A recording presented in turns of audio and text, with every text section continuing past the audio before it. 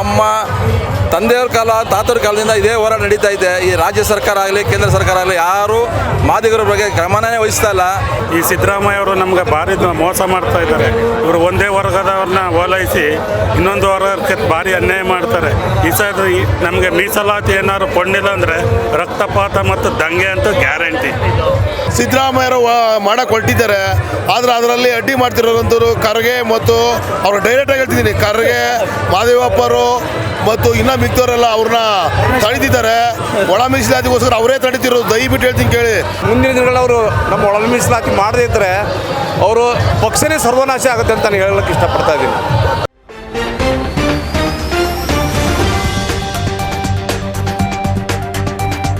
ನಮ್ಮ ಕಾಂಗ್ರೆಸ್ ಸರ್ಕಾರ ಏನು ಕ್ಯಾಬಿನೆಟ್ನಲ್ಲಿ ಬ್ಯಾಕ್ಲಾಗ್ ಹುದ್ದೆಗಳನ್ನ ನಾವು ಭರ್ತಿ ಮಾಡ್ತೀವಿ, 5,500 ಬ್ಯಾಕ್ಲಾಗ್ ಹುದ್ದೆಗಳನ್ನ ನಾವು ಭರ್ತಿ ಮಾಡ್ತೀವಿ ಅಂತ ಏನು ಒಂದು ಕೂಗು ಕೊಟ್ಟಿದ್ದಾರೆ. ಈ ಒಂದು ಕೂಗಿನಲ್ಲಿ ನಮ್ಮ ABCD ವರ್ಗೀಕರಣ 30 ವರ್ಷಗಳಿಂದ ಸತತವಾಗಿ ನಮ್ಮ ಬಂಧುಗಳು, ಮಾದಿಗ ಸಮಾಜದ ಬಂಧುಗಳು ಆಗಲೇ ಎಷ್ಟೋ ಜನ ಪ್ರಾಣತ್ಯಾಗ ಮಾಡಿದ್ದಾರೆ. ಹೋರಾಟಗಳು ಮಾಡ್ತಾ ಹಾರ್ಟ್ ಅಟ್ಯಾಕ್ ಆಗಿ ಪ್ರಾಣತ್ಯಾಗಗಳು ಮಾಡಿದ್ದಾರೆ. 30 ವರ್ಷಗಳಿಂದ ಹೋರಾಟ ಮಾಡ್ಕೊಂಡು ಬರ್ತಾ ಇದ್ದೀವಿ. ಇವತ್ತಿನ ದಿವಸ ABCD ವರ್ಗೀಕರಣ ಮಾಡಬೇಕು. ABCD ವರ್ಗೀಕರಣ ಮಾಡಿದ್ದೇ ಆದರೆ ನಮ್ಮ ಎಸ್ಸಿಗಳಲ್ಲಿ ಅತಿ ಹೆಚ್ಚಿನ ಜನಸಂಖ್ಯೆ ಇರ್ತಕ್ಕಂಥದ್ದು ಮಾದಿಗ ಸಮಾಜ. ಈ ಮಾದಿಗ ಸಮಾಜಕ್ಕೆ ಸತತವಾಗಿ ರಾಜಕೀಯವಾಗಿ ಇರಬೇಕು, ಸಾಮಾಜಿಕವಾಗಿ, ಶೈಕ್ಷಣಿಕವಾಗಿ ಎಲ್ಲ ರಂಗದಲ್ಲೂ ಅನ್ಯಾಯ ಆಗ್ತಾ ಬಂದಿದೆ. ಆ ಅನ್ಯಾಯ ಆಗೋದನ್ನು ಖಂಡಿಸುತ್ತಾ ಹೋರಾಟವನ್ನು ಮಾಡ್ತಾ ಇದ್ದೀವಿ. ನನ್ನ ಹೆಸರು ನಾಗೇಂದ್ರಪ್ಪ ಅಂತೇಳಿ, ಅಡ್ವೊಕೇಟು. ನಾವು ಚಿತ್ರದುರ್ಗದಿಂದ ಬಂದಿದ್ದೀವಿ. ಇವತ್ತು ಏನು ಕಾರ್ಯಕ್ರಮ ಸೇರಿದಾರಲ್ಲ, ಈ ಕಾರ್ಯಕ್ರಮದ ಮೂಲ ಉದ್ದೇಶ ಏನಂತಂದರೆ, ಈಗ 56,432 ಹುದ್ದೆಗಳನ್ನು ಈಗ ಕರೆದಿದ್ರು. ಈಗ ಈ ನೇಮಕಾತಿ ಪ್ರಕ್ರಿಯೆಯನ್ನು ತಡೆಗಟ್ಟೋಕ್ಕೋಸ್ಕರ ನಾವು ಈ ಸಭೆಯನ್ನು ಸೇರಿದ್ದೇವೆ. ಇವತ್ತು ನಾವು ಸತತವಾಗಿ 30 ವರ್ಷದಿಂದ ನಾವು ಹೋರಾಟ ಮಾಡ್ತಾನೇ ಇದ್ದೀವಿ. ಇಲ್ಲಿವರೆಗೂ ನಮಗೆ SC ಒಳಗೆ ಮೂಲವಾಗಿ SC ಅತಿ ಹೆಚ್ಚಿರೋದು ನಾವೇನೆ. ಈ ಲಂಬಾಣಿಸಿ ಬೋವಿಗಿಂತ ಎಲ್ಲರಿಗಿಂತ ಹೈಯೆಸ್ಟ್ ಇರೋದು ನಾವೇ. ಎಷ್ಟು 30 ವರ್ಷದಿಂದ ಸತತವಾಗಿ ಹೋರಾಟ ಮಾಡ್ತಾನೇ ಇದ್ದೀವಿ. ಇಲ್ಲಿವರೆಗೂ ನಮ್ಗೆ ಯಾವುದೇ ರೀತಿ ಕಾನೂನು ರೀತಿ ಆಗಲಿ ಲೀಗಲ್ಲಾಗಲಿ ಯಾವುದೇ ರೀತಿ ನಮಗೆ ನ್ಯಾಯ ಸಿಗ್ತಾ ಇಲ್ಲ. ಈ ಸರ್ಕಾರದವರು ನಮ್ಮ ಇಷ್ಟು ಜನಸಂಖ್ಯೆನ ಮನಗಂಡು ಇಷ್ಟೆಲ್ಲ ಮನೆಗಳನ್ನು ಕೊಟ್ಟರು ಕೂಡ ನಾವು ಅದು ನಮ್ಮನ್ನೆಲ್ಲ ತಿರಸ್ಕರಿಸಿ ಈ ರೀತಿ ನೇಮಕಾತಿ ಪ್ರಕ್ರಿಯೆಯನ್ನು ಮುಂದುವರಿಸ್ತಾ ಇದ್ದಾರೆ.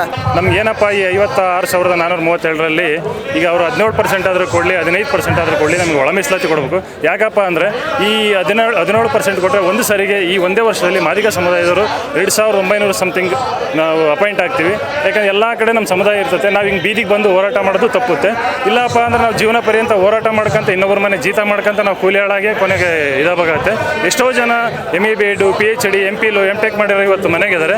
ನಮ್ಮ ಸಮುದಾಯನ ಎಲ್ಲೂ ಬೆಳಕಿಗೆ ಬರೋಕ್ಕೆ ಬಿಡ್ತಿಲ್ಲ. ಯಾವುದೇ ಇಲಾಖೆಯಲ್ಲಿ ಹೋಗಲಿ, ಯಾವುದೇ ಒಂದು ಆಫೀಸಲ್ಲಿ ಎಲ್ಲಿ ಹೋದ್ರೂ ಬೇರೆ ಸಮುದಾಯದವರು ಇದ್ದಾರೆ. ನಮ್ಮ ಈಗಲೂ ಹಿಂದಿನಿಂದ ಇಲ್ಲಿವರೆಗೂ ನಾವು ತುಳಿತಕ್ಕೊಳಗಾಗಿದ್ದೀವಿ. ಇನ್ನು ಮುಂದೆ ಅದು ಆಗಬಾರ್ದು. ಇದೇ ಥರ ಕಂಟಿನ್ಯೂ ಮಾಡಿದ್ರೆ ಸಿದ್ದರಾಮಯ್ಯ ಸರ್ಕಾರದ ಕೊನೆ ಅಂತ್ಯ ಅಂತ ನಾವು ಹೇಳ್ಬೋದು. ಈಗ ಮುಂಬರುವ ಎಲೆಕ್ಷನ್ ಆಗಲಿ, ಯಾವುದೇ ಒಂದು ಚುನಾವಣೆ ಬಂದರೂ ಸಮೇತ ನಮ್ಮದೇನು ನಮ್ಮ ತಾಕತ್ತನ್ನು ನಾವು ತೋರಿಸ್ತೀವಿ. ಈ ರಾಜ್ಯದಲ್ಲಿ ದಲಿತ ಮುಖ್ಯಮಂತ್ರಿ ಆಗಬೇಕು ಅನ್ನೋದು ನಮಗೆಲ್ಲರಿಗೂ ಹಂಬಲ ಇದೆ. ಆದರೆ ಕಾಂಗ್ರೆಸ್ ಪಕ್ಷದವ್ರಿಗೆ ಇರ್ತಕ್ಕಂಥ ದಲಿತ ನಾಯಕರಲ್ಲಿ ಆ ಕೆಪಾಸಿಟಿ ಇದೆಯಾ ಅಂತ ನಾವು ಪ್ರಶ್ನೆ ಮಾಡಬೇಕಾಗಿದೆ. ನಾವು ಆತ್ಮಾವಲೋಕನ ಮಾಡ್ಕೋಬೇಕು. ನಾವು ಹೇಳೋದಾದರೆ ಮಲ್ಲಿಕಾರ್ಜುನ ಖರ್ಗೆ ಅವರು ಇರ್ಬೋದು, ಮತ್ತು SC ಮಾದೇವಪ್ಪನವ್ರು ಇರ್ಬೋದು, KH ಮುನಿಯಪ್ಪರು ಇರ್ಬೋದು, ತಿಮ್ಮಪ್ಪೂರ್ ಅವರು ಇರ್ಬೋದು, ಅಥವಾ ನಮ್ಮ G ಪರಮೇಶ್ವರ್ ಅವರು ಇರ್ಬೋದು. ಇವರಲ್ಲಿ ನಾನು ಕೇಳೋದು ಅವರು ಆಂತರಿಕವಾಗಿ ಪ್ರಶ್ನೆ ಮಾಡ್ಕೋಬೇಕಾಗಿದೆ, ನಾವು ಯೋಗ್ಯರ ಅಂತೇಳಿ. ಒಳ ಮೀಸಲಾತಿಯನ್ನು ನಾವು ತಂದೇ ತರ್ತೀವಿ. ಮೊದಲನೇ ಸಂಪುಟದಲ್ಲಿ ನಮ್ಮ ಸರ್ಕಾರ ಬಂದರೆ ಕಾಂಗ್ರೆಸ್ ಅಂತ ಹೇಳಿದ ಪರಮೇಶ್ವರ್ ಅವರು ಒಳ ಮೀಸಲಾತಿ ವಿಚಾರದಲ್ಲಿ ಯಾಕೆ ಮೌನ ಆಗಿದ್ದಾರೆ? ಅವರಂಗೆ ನಾವು ಮನುಷ್ಯರಲ್ವಾ? ಈ ಮಾದಿಗರೇನೋ ಅವ್ರಿಗೆ ಲೆಕ್ಕಕ್ಕಿಲ್ವಾ? ಇದೇ ಮಾದೇವಪ್ಪನವರು ಸಮಾಜ ಕಲ್ಯಾಣ ಇಲಾಖೆಯಲ್ಲಿ ಇರ್ತಕ್ಕಂಥವ್ರು, ಕಾನೂನು ಮಾಡೋದು ಕಾನೂನು ಮಂತ್ರಿಗಳು.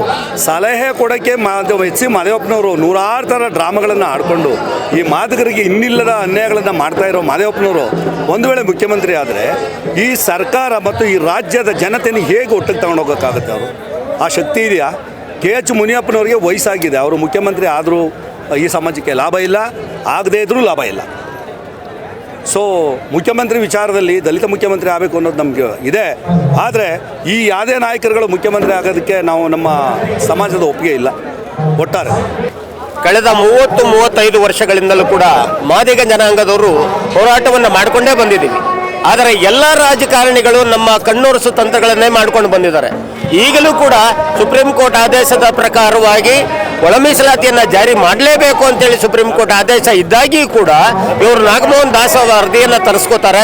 ವರದಿಯನ್ನು ತರಿಸ್ಕೊಂಡು ಆದಮೇಲೆ ಕ್ಯಾಬಿನೆಟ್ನಲ್ಲಿ ಶ್ರೀಯುತ ಮಹದೇವಪ್ಪರ ಹುನ್ನಾರದಿಂದ, ಅಲ್ಲಿರ್ತಕ್ಕಂಥ IAS ಅಧಿಕಾರಿಗಳ ಹುನ್ನಾರದಿಂದ ನಾಗಮೋಹನ್ ದಾಸ್ ವರದಿಯನ್ನು ಕೂಡ ಇವರು ತಿರುಚುವಂಥ ಕೆಲಸಗಳನ್ನು ಮಾಡ್ತಾರೆ. ಅನೇಕ ವರದಿಗಳು ಬಂದಿದ್ದಾವೆ.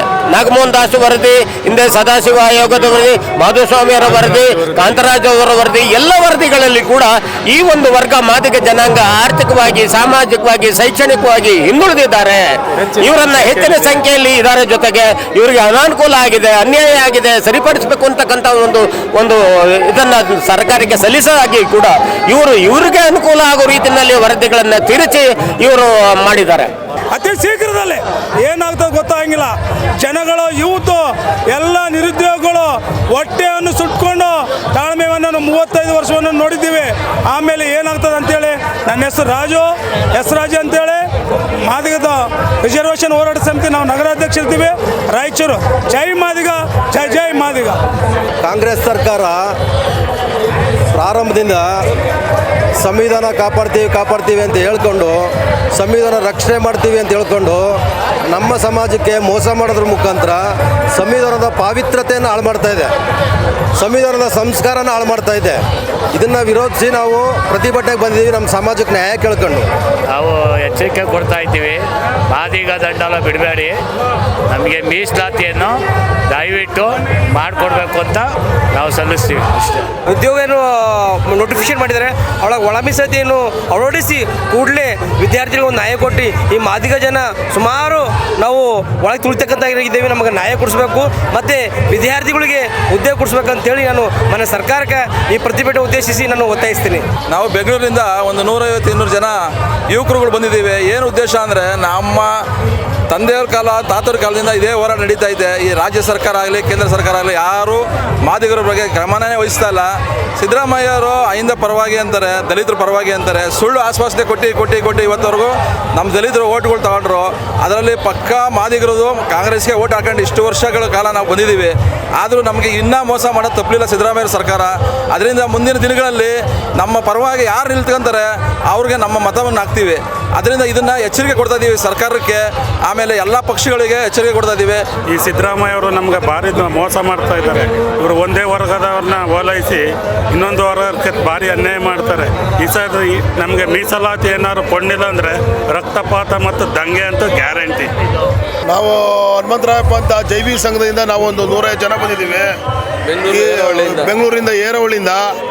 ದಯವಿಟ್ಟು ಈ ಸರ್ಕಾರಕ್ಕೆ ನಾವು ಏನು ಮಾಡ್ತೀವಿ ಅಂದರೆ, ಸಿದ್ದರಾಮಯ್ಯರು ಮಾಡಕ್ಕೆ ಹೊರಟಿದ್ದಾರೆ, ಆದರೆ ಅದರಲ್ಲಿ ಅಡ್ಡಿ ಮಾಡ್ತಿರೋಂಥವ್ರು ಖರ್ಗೆ ಮತ್ತು ಅವರು ಡೈರೆಕ್ಟಾಗಿ ಹೇಳ್ತಿದ್ದೀನಿ, ಖರ್ಗೆ, ಮಹದೇವಪ್ಪರು ಮತ್ತು ಇನ್ನೂ ಮಿಕ್ತವರೆಲ್ಲ ಅವ್ರನ್ನ ತಡೀತಿದ್ದಾರೆ. ಒಳ ಮೀಸಲಾತಿಗೋಸ್ಕರ ಅವರೇ ತಡೀತಿರೋದು. ದಯವಿಟ್ಟು ಹೇಳ್ತೀನಿ ಕೇಳಿ, ಈ ಸರ್ಕಾರ ಯಾರು ನಮಗೆ ಮಾದಿಗರಿಗೆ ಇದು ಮಾಡ್ತಾರೋ ಅವರಿಗೆ ನಾವು ಓಟು ಮೀಸಲು ಅವತ್ತಿಂದ ತಾತ ಮುತ್ತಾದ ಕಾಲದಿಂದ ನಾವು ಓಟು ಕಾಂಗ್ರೆಸ್ ಹಾಕೊಂಬತ್ತಿರೋದು. ನಾವು ತಿಳ್ಕೊಂಬಿಡಿ, ಇದನ್ನ ಹಾಕೊಂಬಂದಿದ್ರೆ ಇವಾಗ ಸರ್ಕಾರ ನಮ್ಮ ಸಿದ್ದರಾಮಯ್ಯ ಮಾಡಬೇಕಾಗಿ ತಮ್ಮಲ್ಲಿ ಕಳಕಳಿ ಮನವಿ. ದಯವಿಟ್ಟು ಇದನ್ನು ಅರ್ಥ ಮಾಡಿಕೊಂಡು ನಮಗೆ ನ್ಯಾಯ ಒದಗಿಸ್ಕೊಡ್ಬೇಕಾಗಿ ತಮ್ಮಲ್ಲಿ ಕಳಕಳಿಯ ಮನವಿ. 35 ವರ್ಷಗಳಿಂದ ಒಳ ಮೀಸಲಾತಿ ಹೋರಾಟ ನಡೀತಾನೆ ಇದೆ. ಆದರೆ ಸಿದ್ದರಾಮಯ್ಯವ್ರಿಗೆ ಯಾಕೆ ಗೊತ್ತಾಗ್ತಾ ಇಲ್ಲ. ಅವರು ಮುಂದಿನ ದಿನಗಳಲ್ಲಿ ಅದನ್ನು ಅನುಭವಿಸಿದ್ದಾರೆ. ಸುಮಾರು ಸೋತು ಪಕ್ಷ ಎಲ್ಲ ಸೋತು ಇದಾಗಿದೆ. ಮುಂದಿನ ದಿನಗಳಲ್ಲಿ ಅವರು ನಮ್ಮ ಒಳ ಮೀಸಲಾತಿ ಮಾಡದೇ ಇದ್ದರೆ ಅವರು ಪಕ್ಷನೇ ಸರ್ವನಾಶ ಆಗುತ್ತೆ ಅಂತ ನಾನು ಹೇಳೋಕ್ಕೆ ಇಷ್ಟಪಡ್ತಾ ಇದ್ದೀನಿ.